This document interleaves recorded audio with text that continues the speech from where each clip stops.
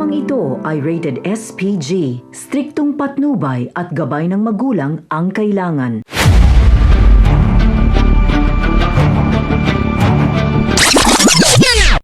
Nagliliyab sa galit si Tanggol nang makita niya ang kalunos-lunos na sinapit ng kanyang mga kaibigan sa kamay ng inmates na inutusan ni Bong upang tapusin ang grupo ni Tanggol. Huli na ang lahat ng mabuksan ni Ben ang nakakandadong selda. Sa dami ng pera ni David, ay nagawa niyang bilhan ng pasalubong si Camille na galing sa karinderya at nang hindi na ito makain ni Camille dahil inaantok na siya, ay nagawa pang magalit ng tukmol na si David. Ang hindi alam ni Camille ay may kalokohan ng ginawa si David at nahuli pa ito ng mga pulis. Sa kabilang banda, humingi ng paumanhin si Primo kay Berting dahil nalagay sa alanganin ang buhay nito, kaya minabuti nitong wag nang isama si Berting sa kanilang lakad.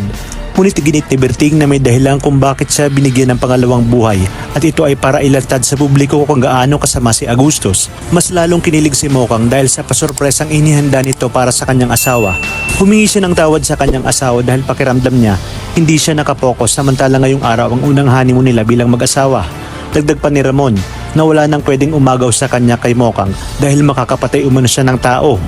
Nagpasalamat naman si Mokang dahil pinagtanggol siya ni Ramon. Naalala ni Mokang si Tanggol na siyang laging nagtatanggol sa kanya kapag nalalagay sa peligro ang kanyang buhay. Inalabas na ni Tanggol ang 100% ng kanyang nagliliyab na galit at kahit anong awat ni Bubbles ay hindi ito nakinig.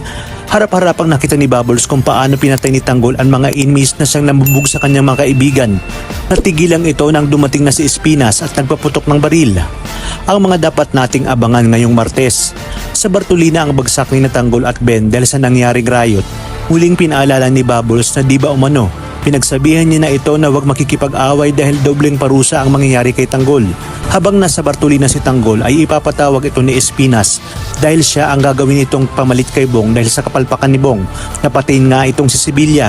Agad na papatusin ni Tanggol ang utos ni Espinas. Naisip ni Tanggol na pagkakataon niya na ito upang mabalikan si Mokang at ang kanyang pamilya. Sa inyong palagay, tuluyang kayang malalagasan si Tanggol ng kanyang mga kaibigan dahil sa nangyaring riot. Kaya naman kapamilya, pakaabangan natin na ang mas kapanapanabik na mga eksena ngayong linggo. Dito lang sa bagong yugto ng pambansang teleserye ng Sambayanan, ang FPJ's Batang Quiapo.